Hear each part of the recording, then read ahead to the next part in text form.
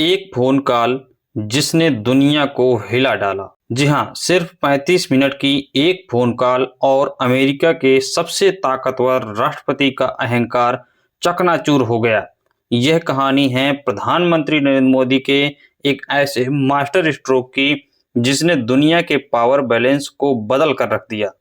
यह एक ऐसा कदम था जिसने न सिर्फ अमेरिका को चुनौती दी बल्कि चीन और पाकिस्तान जैसे देशों को भी हैरान कर दिया। कहानी की शुरुआत 10 मई 2025 से होती है। उस दिन भारत और पाकिस्तान ने अचानक सीज फायर का ऐलान किया। यह खबर पूरी दुनिया के लिए चौंकाने वाली थी, क्योंकि हाल के महीनों में दोनों देशों के रिश्ते बहुत खराब हो गए थे। लेकिन ऐलान के तुरंत बाद अमेरिका के राष्ट्रपति डोनाल्ड ट्रंप ने इस सीज फायर का श्रेय खुद लेना शुरू कर दिया। उन्होंने कहा कि यह सब उनकी मध्यस्थता का नतीजा है। ट्रंप के लिए यह सिर्फ एक कूटनीतिक जीत नहीं, बल्कि एक मौका था अपनी वैश्विक छवि चमकाने का। लेकिन भारत ने उनके इन दावों को साफ साफ खारिज कर दिया। विदेश मंत्रालय ने एक सख्त बयान जारी कर कहा कि यह फैसला पूरी तरह से भारत और पाकिस्तान के बीच हुआ है और इसमें किसी तीसरे पक्ष का कोई रोल नहीं है। यह ट्रंप के लिए एक बड़ा झटका था, क्योंकि उन्हें उम्मीद थी कि भारत कम से कम इस पर चुप रहेगा। लेकिन भारत ने सार्वजनिक मंच पर उनके दावों को सीधे सीधे नकार दिया। तनाव की सिर्फ पहली लकीर थी। असली तूफान तो 17 जून 2025 को आया। कनाडा में हो रहे G7 शिखर सम्मेलन के दौरान प्रधानमंत्री मोदी और राष्ट्रपति ट्रंप के बीच 35 मिनट की एक फोन कॉल हुई। इस कॉल में मोदी ने कोई घुमावदार बात नहीं की। उन्होंने साफ शब्दों में कह दिया कि सीज फायर में अमेरिका का कोई हाथ नहीं था और भारत की नो मीडिएशन की नीति आगे भी जारी रहेगी। व्हाइट हाउस में इस बात से हड़कंप मच गया। ट्रंप को यकीन ही नहीं हुआ कि भारत उनके दावे को इस तरह से नकार देगा। लेकिन मोदी यहीं नहीं रुके। कुछ ही दिनों बाद ट्रंप ने पाकिस्तान के आर्मी चीफ जनरल असीम मुनीर को व्हाइट हाउस में लंच पर बुलाया। भारत ने इसे अपनी संप्रभुता पर सीधा हमला माना।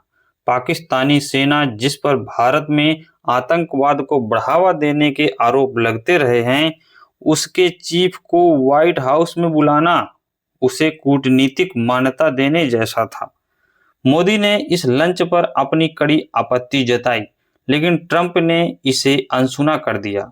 इसके बजाय उन्होंने मोदी को व्हाइट हाउस आने का निमंत्रण भेजा। यह निमंत्रण ऊपर से तो दोस्ताना लग रहा था, लेकिन अंदर एक खतरनाक चाल छिपी थी। भारत को शक था कि ट्रंप मोदी और पाक आर्मी चीफ को एक ही मंच पर लाकर यह दिखाना चाहते हैं कि अमेरिका ने दोनों को एक टेबल पर बैठा दिया है।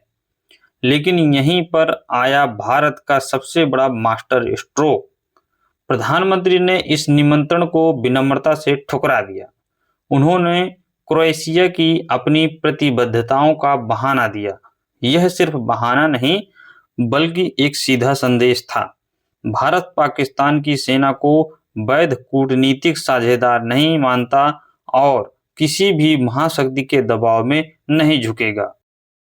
इस एक ना ने पाकिस्तान की सेना और उसकी खुफिया एजेंसी ISI को सीधा झटका दिया।